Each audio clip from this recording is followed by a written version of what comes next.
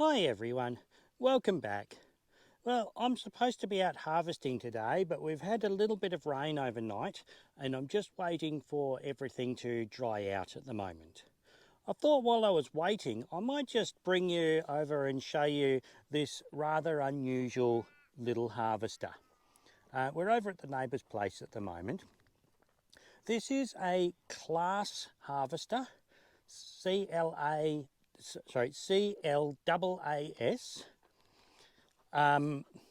from the very late 40s or early 50s. And these were quite common at one stage, but you don't see many of these old ones left anymore. Claas still make really, really big harvesters, and they're still very nice harvesters. These ones were made after the Second World War out of metal that wasn't necessarily the best quality steel available. And they used to suffer with metal fatigue here in Australia across the rough paddocks. So you can see on this one, it's got a piece of railway line welded onto the drawbar to strengthen that up. Other than that, these were pretty amazing little harvesters. Now this one I think is 18 foot on the front here. This has actually been extended by 1 or 2 feet. They used to be smaller than this because in Europe they get such high yields per acre that you're crawling through the crop even with a really small comb on the machine. Out here in Australia, they always made them a little bit bigger because our crops weren't dense enough to warrant such a small comb. So this one has a beta reel on here and sickle bar cutter down there with a belt that takes everything up into the thresher. Now this one is slightly unusual in that the thresher actually is in here and runs sideways. So here's our thresher drum in here. These are the thresher bars. This rotates. It's a bit hard to see. Right down the bottom there, you can see the thresher, the concave, where all the grain goes down once it's been threshed out, and all the straw goes up onto here, onto the straw walkers to go back. Now this is, for such a small harvester, this is a phenomenally huge thresher. The Laverdas that were popular in the early 90s had a much bigger comb than this Claas does, but a thresher about 2/3 of the size of this, or maybe even a little bit smaller. Now the large thresher means that you can, that this machine will thresh the grain under almost any conditions. So a lot of newer harvesters from the mid-90s, as soon as the sea breeze came in and the grain got a bit damp, they would no longer thresh.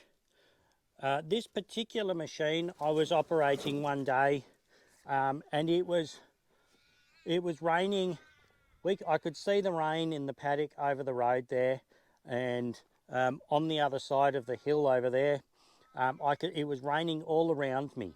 And eventually it started drizzling on me, and this machine was still threshing. I was working for the neighbour back then, and we were harvesting a particularly valuable crop that we just needed to get off, and we would dry later.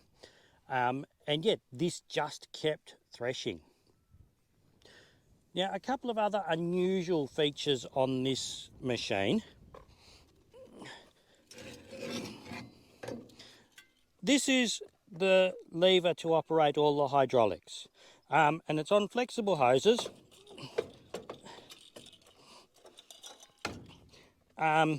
And you used to hang this on the mudguard of the tractor, and you could reach over to operate the hydraulics on the harvester. It's done like this because back in the 40s, not all tractors were fitted with hydraulics or enough hydraulics to operate all the different things on some of these harvesters. So it's got its own hydraulic pump down here. These are all really low pressure hydraulics too, but it means that you can pull this with any tractor. You don't need good hydraulics on your tractor. The other option they also came with was a stationary engine mounted up the front here that would run everything else on the harvester. So you could pull this with any tractor you liked. You didn't need to have any hydraulics or power takeoff shaft on it. Now, one of the other things about this machine being made in the 40s, it has an auger for bulk handling. It's a really short auger, and you've got to have a pretty small truck to get the auger underneath it or over the top of it. But it also has these two bagging chutes on it, and you actually have to fill up the bagging chute boxes before the auger will start working. Back then, just about everything was done in bags, and in fact, in the manual, there's pictures of them without the box up on top there. They had a wooden platform with people standing up there and bagging the crops off as they were going.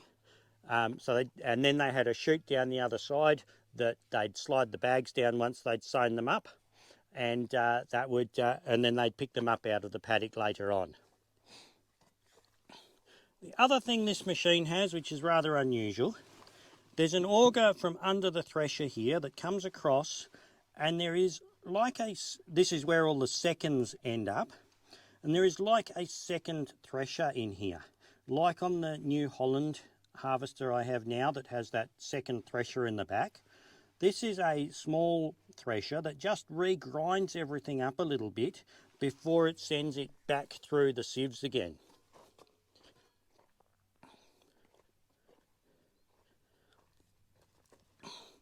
If we come down under here, this machine was pretty advanced for its time. These screens are actually adjustable frog mouth screens. It only has the adjustable frog mouth in the top, and it's got a more standard screen down underneath there with the round holes in it. You can just see the light coming through from underneath. But you could get a really, really nice clean sample from this machine, and you could harvest anything from the very, very finest seeds right up to broad beans. So I've used this to harvest seeds slightly smaller than a grain of sand, a small grain of sand, but it will harvest broad beans as well. It does have a seconds screen right up the top there. Your seconds chute comes out here. It's got a wooden platform here, which is to stand on, but it's also where your seconds bags sit, so that you can get all your weed seed out. The other thing which is quite neat on this particular machine, if we look down here, this is the fan drive pulley. I've never seen, and this is a vari-speed pulley, I've never seen one quite like this on anything else. So there's a lever here that you move up and down to change the belt tension. As you change the belt tension, these two bits slide in and out. So it's currently running as fast as it can at the moment.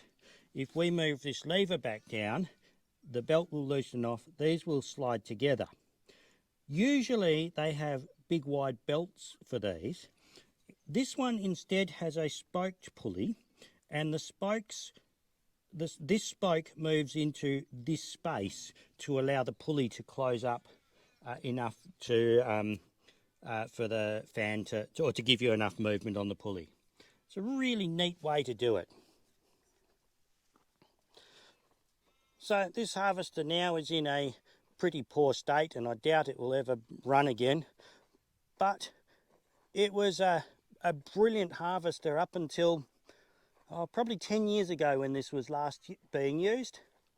It's a bit of a shame to see it looking like this now, but that's the way old farm machinery goes, unfortunately. Anyway, I hope you've enjoyed this little video. Thanks for watching, and I hope to see you again next time. Bye.